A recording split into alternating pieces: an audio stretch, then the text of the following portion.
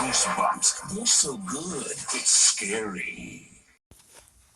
Kind of crazy. We actually have another sequel on our hands, but unlike the previous sequel that no one wants to talk about, this one's the sequel by just name alone. So the previous one, which hopefully I have the freaking card or whatever, that was actually previously, it was Return to Terror Tower. Now we have Return to Ghost Camp. And the craziest part has to be number one, unlike the previous one, that one was a choose your own horror, which you have to actually figure out yourself how did the real story goes. This one, however, this one actually was from Goosebumps 2000. And well, the craziest part has to be the fact of listening to the previous one and listening to this one. Well, this one actually would have played better as the actual episode. I'm sorry to say this, but yeah, the sequel, in quotation sequel, plays better than the actual first, in quotations, first book. Because they don't say anything about the monster or what the monster looks like. But meanwhile, this one actually tells you what the monsters look like. So the layout of this is that again we have two kids, and let me just scroll up a little bit because I was reading the whole entire thing. So we have two kids, Dustin and Logan, and also we have Ari too. Ari and Dustin kind of changed places, even though I'm like, it seems to me that there's no way, shape, or form you could actually mix up the two unless they're twins or like, the phenomena that they look exactly the same, every person, blah, blah, blah. So basically, we get to the point of where this is a ghost camp. And here's the first messed up part is that it's supposed to be Ghost Camp sequel, but instead of Camp Spirit Moon, I think that was what it's called. It's called Camp Full Moon. So whoever is a complete jerk ass, yeah. But of course, considering this plays out differently, it makes sense why it's a different camp. And it's kind of weird how you call it Return to Ghost Camp, but the thing is that it's not Camp Spirit Moon. I mean, I understand that this is a ghost camp as well, and they do exactly some of the same things, but a little bit less toned down. Like for instance, one of the kids, Noah, actually floats over water as if he's Jesus. Another one is that he takes the marshmallow and goes very close to the campfire, and he is melting the marshmallow in his teeth. What the heck? What the hell?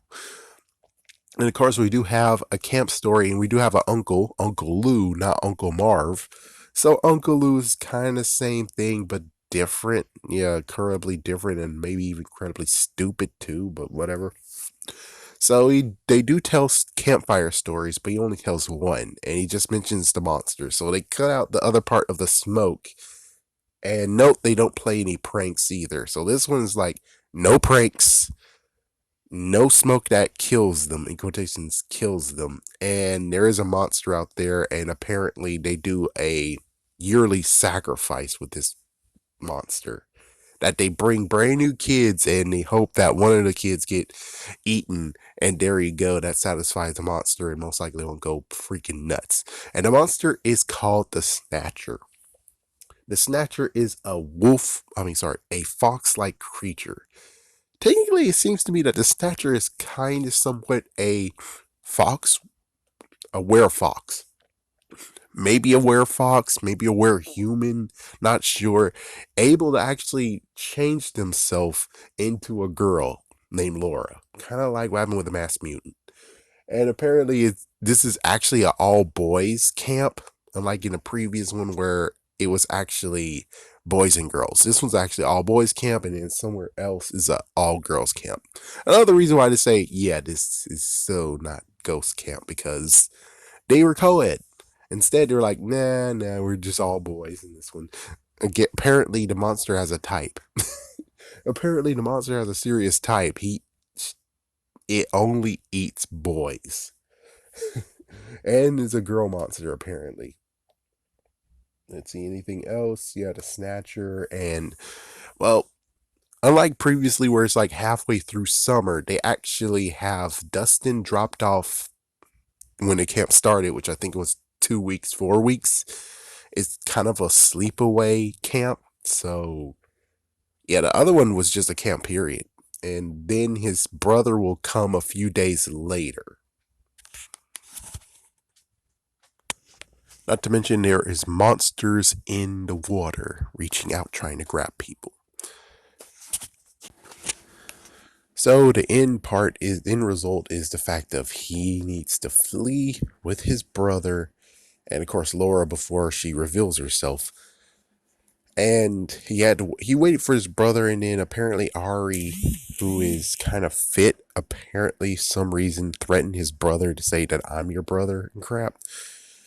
And oh yeah, not to mention the other part of where he was in a bunk and he switched places with Ari, and Dustin was adored, and then all of a sudden the boys acted weird and crap and saying, "Oh yeah, you're strong and fit. You were able to take down the snatcher. You could beat the shit out of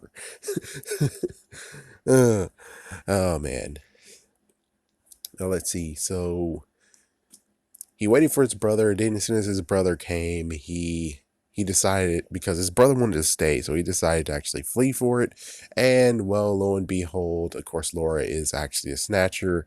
And well, it turns out another thing that just came out of nowhere is that to break the spell and let all of the ghosts go free, all you have to do is cross this water, cross this river here, or this lake, or I think it's river or pond or some kind of crap. So he does it. They're free. The snatcher actually is grabbed by the other monster. I guess basically maybe the monsters from You Can't Scare Me. Yep, they grabbed the snatcher and brought her into the water, killing it and drowning it. So all the ghosts are free. We have no idea if Uncle Lou actually was a ghost. And well, Dustin's kind of doesn't know how to get back because, well, if he tries to go through the water, the freaking monster's gonna try to grab him and take him under, and there you go. So it's like he has no way of going back, and we have no idea if Logan actually has people with him. Which I'm pretty sure there's more kids. It's just that other kids disappeared, so it's like a lesser amount of kids. So that's the good news. We just don't know if they have a parental person there. So we have no idea if Uncle Lou actually died.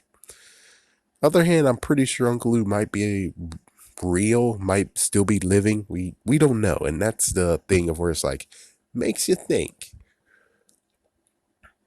But I will say that this one actually would make a better episode than the other one. Sorry, but it's true. It shouldn't be called Return to Ghost Camp unless they actually remembered some of the freaking things. And hey, you could do an alternate world, which that's fine. I mean, yeah, we're returning to Ghost Camp, but it's not the Ghost Camp we know, which that's true. But it would be cool to actually do the extra of being like Camp Spirit Moon, Uncle Marv. That's all you have to do. And as for the whole water part, yeah, there was no water near the other one. I don't think so. But still, I would at least like the effort of, if you're going to call it Return to Ghost Camp, at least add a little bit more to it to where it's like, yes, it is Welcome to Ghost Camp.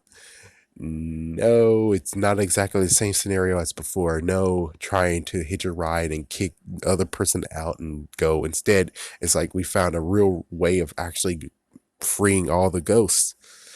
And we could even say it freed Alex too. Yeah, we could even do a nice reward of where maybe Alex returned in the book. Maybe Noah's actually Alex. That would be cool. Now that's what I'm talking about, making this book even more meaningful. But okay, sure, why not? We just make a Goosebumps 2000 book, even though it's like, I guess there is some year gappage between the two, but still, it's like, couldn't you have returned to the original book and read your work and then get ideas of how to make a sequel through that? I know that's kind of messed up and crap, but I'm just saying, you kind of sort of should have.